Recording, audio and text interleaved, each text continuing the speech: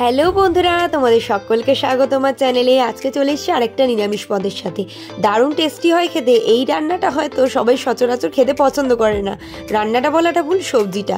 এই সবজিটা দেখলেই মানুষ নাক সিটকোতে শুরু করে দেয়, কিন্তু আজকে এই সবজিটা আমি এমনভাবেই বানাবো যে তোমরাও খেতে বাধ্য হবে। সত্যি বলতে আমিও কিন্তু আগে উচ্ছে বা করলা খেতে পছন্দ করতাম না, এতটাই তিতকুটে লাগতো। কিন্তু এই রেসিপিটা বানানোর পর আমি তো উচ্ছে করলার ফ্যান হয়ে গেছি। যখনই বাড়িতে এই সবজিটা আনা হয় আমি কিন্তু এইটাই বানিয়ে ফেলি। তাহলে চলো বন্ধুরা, আর কথা না বাড়িয়ে রেসিপির দিকে চলা যাক। রেসিপিটা কিন্তু এমন কিচ্ছু লাগে না, ঘরোয়া কয়েকটা জিনিস দিয়ে কিন্তু করা যায়। কিন্তু আমি এখানে একটু পনিরের ব্যবহার করেছি এই পুরটার জন্য। তোমরা যদি চাও ঘরে থাকা আলু দিয়েও করতে পারো, দারুণ লাগে খেতে ওতেও। তাহলে চলো আর কথা বাড়াচ্ছি না, রেসিপিটা শুরু করে ফেলি।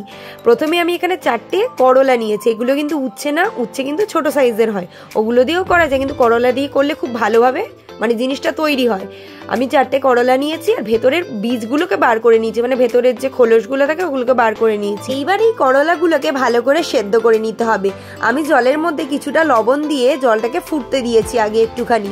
কাঁচা জলে কিন্তু উচ্ছে বা করলাকে দেবে না, ভালোভাবে কিন্তু হবে না। আগে একটু ফুটন চলে এলে তারপরেই কিন্তু করলাগুলোকে দিয়ে দিতে হবে। এখানে কিন্তু করলাগুলোকে সেদ্ধ করে নিলে দু রকমের সুবিধা হতে পারে।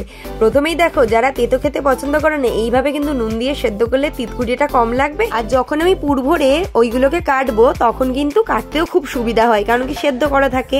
তা যাই হোক, এইবারে করলার ভেতর যে বীজের যে পুরগুলো ছিল সেইগুলোকে ভালো করে শিলে বেটে নিচ্ছি। তোমরা মিক্সিও করে নিতে পারো একেবারে সবকটা দিয়ে। আমি একে একে সবকটা শিলে বেটে নেব। দেখো আমার বাটা তো কমপ্লিট হয়ে গেছে। এবার একটা বাটির মধ্যে এটাকে তুলে রেখে দেবো। এরপরই একে একে আমি একটা বড় সাইজের টমেটোকেও ভালো করে বেটে নেব। তোমরা যদি চাও এখানে একটা টমেটো কি দুটো টমেটোরও ব্যবহার করতে পারো। আমি যেহেতু একটা বড় নিয়েছি তাই আমি একটা টমেটোরই ব্যবহার করছি। ভালো করে এটাকেও বেটে নেব। তোমরা এখানে ঘষেও টমেটো ব্যবহার করতে পারো। এইবারে বাটা হয়ে গেছে, এইটাকেও আমি একটা বাটির মধ্যে তুলে রেখে দেবো। এরপরে আমি 4-5টা মতো কাঁচা লঙ্কা ভালো করে বেটে নেব। তোমরা তোমাদের ঝাল বুঝে অবশ্যই বেটো। আমি এখানে যেহেতু ঝালটা মিডিয়াম মতো রাখবো তাই জন্য মিডিয়াম কাঁচা লঙ্কারই ব্যবহার করেছি। এই কাঁচা লঙ্কাগুলো লম্বা হলে কি হবে, খুব একটা বেশি ঝাল না, তাই জন্যই 4টেই দিয়েছি। এইবারে এটাকেও একটা বাটির মধ্যে তুলে রেখে দেবো। তারপরেই বেটে নেব কিছুটা পরিমাণে আদা। তোমরা তোমাদের পরিমাণ বুঝে অবশ্যই দিও, বেশি কিন্তু পড়ে গেলে কিন্তু খুব একটা ভালো লাগবে না, আদার ফ্লেভারটা বেশি বেশি লাগবে, তাই জন্য একটু বুঝে শুনে দিও। আমি এখানে মোটামুটি 2-3 টুকরোর মতো আদার ব্যবহার করেছি। এটাকে আবার ভালো করে বেটে নিয়েছি। দেখো ভালো করে বাটাতে হয়ে গেছে। এরপরে আমি কিছুটা মৌরি নিয়েছি, এখানে এই 1 চামচ, ছোট 1 চামচের মতন হবে। তোমরা এটাও পরিমাণ বুঝে দিও, কতটা তোমরা রান্না করছো সেইটা বুঝে দিও। এইবার দেখো এটাকেও ভালো করে আমি বেটে নিয়েছি। ভালো করে একটু জলা জলা মতো করে বেটেছি, কেন কি বলো তো, মৌরি তো একদম আমি ভিজিয়ে রাখিনি যেহেতু, তাই জন্য একটুখানি গোটা গোটা মতন ছিল, তাই একটু জল দিয়ে ভালো করে পিষে নিয়েছি। এরপরই একটা ছোট চামচের মতো জিরেও দিয়ে ভালো করে পিষে নিচ্ছি। তোমরা যদি চাও এখানে জিরে গুঁড়োরও ব্যবহার করে নিতে পারো। আমি একটু বাটা দেবো তাই জন্য একটু বেটে নিলাম গোটাটাকে। তাই এবারে ভালো করে একটা বাটির মধ্যে আবারও তুলে রেখে দেবো। সব বাটাবটি তো কমপ্লিট হয়ে গেল। এইবারে চলে যাচ্ছি রান্নার মধ্যে।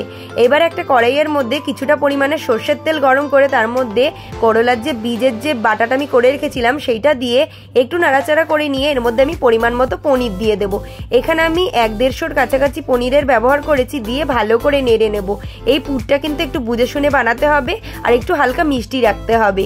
ভালো করে একটু কষিয়ে নেওয়ার পরে এর মধ্যে আমি মশলাপাতিগুলো দিয়ে দেব। একটু পরিমাণে জিরে দিয়েছি, তারপরে দিয়েছি হচ্ছে শুকনো লঙ্কার গুঁড়ো আর একটু দিয়েছি ধনে গুঁড়ো। দিয়ে ভালো করে একটু নাড়াচাড়া করে নিয়ে তার মধ্যে পরিমাণ মতো লবণ দিয়ে একটু নাড়াচাড়া করে আমি এটাকে একটা থালার মধ্যে নামিয়ে দিচ্ছি। হলুদ কিন্তু আমি পুরে ব্যবহার করিনি, তোমরা যদি চাও করতে পারো, কিন্তু হলুদ দিলে না খুব একটা ভালো লাগবে না। পুরটা হালকা ঠান্ডা হয়ে এলেই আমি করলার মধ্যে ভালো করে পুরটাকে ফিল করে নিচ্ছি। একদম ঠেসে ঠেসে ঢোকাতে হবে, না হলে কিন্তু যখন আমি এগুলোকে পিস পিস করব তখন কিন্তু বেরিয়ে যাবে, তাই জন্য একটু ঠেসে ঠেসে ঢুকিয়ে দিচ্ছি। তোমরা যদি চাও এই পর্যায়ে কিন্তু এইগুলোকে পিস পিস করেও তোমরা ভেজে খেতে পারো। ডাল দিয়ে কিন্তু দারুণ লাগবে, ডাল ভাতের সাথে গরম ভাত নিমেষেই শেষ হয়ে যাবে। যাই হোক, এরপরে আমি এক একটা করে সবকটারই করলার পিস করে নিচ্ছি। দেখতেই পাচ্ছ কি সুন্দর লাগছে দেখতে। এইরকম ভাবে আমি প্রত্যেকটা করলার সেম ভাবে পিস করে নেব। একটু মোটা মোটা ভাবেই রাখবো, বেশি সরুভাবে কিন্তু কাটবো না, না হলে কিন্তু ফিলিংটা বেরিয়ে যাবে। এরপরে আরেকটা কড়াইয়ের মধ্যে কিছুটা পরিমাণে সর্ষের তেল গরম করে এইবারে এগুলোকে ছাকা তেলে আমি ভেজে নেব, যাতে পুরটা ভালো করে ভেতর দিকে করে সেট হয়ে যায়। কিচ্ছু ময়দা টয়দা লাগবে না বাইরের গুলো সিল করার জন্য, শুধু এরকম ভাবে ভেজে নিলে কিন্তু খুব সুন্দর করে সেট হয়ে যাবে। ভাজতেই 5-7 মিনিট মতো লাগবে। করলাটা একটু লাল লাল হয়ে গেলেই আমি এগুলোকে তুলে নেব। পনিরের কিন্তু কোনোই পুর বেরোবে না, এইটা কিন্তু চিন্তাই করো না একদম। এইরকম ভাবে প্রত্যেকটা করলাকে আমি একইভাবে ভেজে নেব, এক একটা করে ব্যাচ করে। এইবারে চলে যাচ্ছি মেন রান্নার মধ্যে। করলা ভাজার পর কড়াইতে যেইটুকুনি তেল ছিল সেই তেলের মধ্যে আরেকটু তেল দিয়ে তার মধ্যে আমি একে একে ফোড়নগুলো দিয়ে দেবো। প্রথমে আমি ফোড়নের মধ্যে ব্যবহার করেছি কিছুটা পাঁচফোড়ন। তোমরা এখানে জিরেও ফোড়নে দিতে পারো, যেহেতু আমি জিরে বাটা আর গুঁড়ো ব্যবহার করছি তাই জন্য জিরে আর পাঁচফোড়ন মানে ফোড়নে আমি দিইনি, পাঁচফোড়নটাই দিয়েছি। তারপর একে একে তেজপাতা, শুকনো লঙ্কা, লঙ্কা বাটা, আদা বাটা, টমেটো বাটা এগুলো দিয়ে ভালো করে নাড়াচাড়া করে নেব। জিরে বাটাটাও কিন্তু দিয়ে দিয়েছিলাম। একেবারে সব নাড়াচাড়া করে তার মধ্যে পরিমাণ মতো লবণ, একটু জল দিয়ে তার মধ্যে হলুদটা দিয়ে একটু নাড়াচাড়া করে নিতে হবে। হালকা একটু কষে গেলে তার মধ্যে করলার ভেতর না পুর ভরার পর কিছুটা পুর বাকি ছিল, তাই জন্য সেই পুরটা এর মধ্যে দিয়ে হালকা একটু নাড়িয়ে চাড়িয়ে নিলাম। পুরটা যখন দেখে বুঝতে পারবে একটু মাখো মাখো হয়ে গেছে, তার মধ্যে একে একে আমি করলাগুলোকে দিয়ে দেব। একদম কিন্তু ভেঙে যাওয়ার কোনো ভয় নেই। এই অবস্থায় কিন্তু হালকা হালকা নাড়িয়ে নাড়িয়ে এগুলোকে ঠিক করতে হবে যাতে ভেঙে না যায়। ব্যাস বন্ধুরা, রান্না কিন্তু পুরোই শেষ। এইবারে কিন্তু সার্ভিং এর পালা। আজকের রেসিপিটা তোমাদের কাছে কেমন লাগলো বন্ধুরা? অবশ্যই কিন্তু দারুণ লেগেছে সেটা তো আমি জানি, কারণ করলা দিয়ে এরকম একটা টেস্টি রেসিপি সবাই কিন্তু খেতে ইচ্ছুক হয়ে যাবে।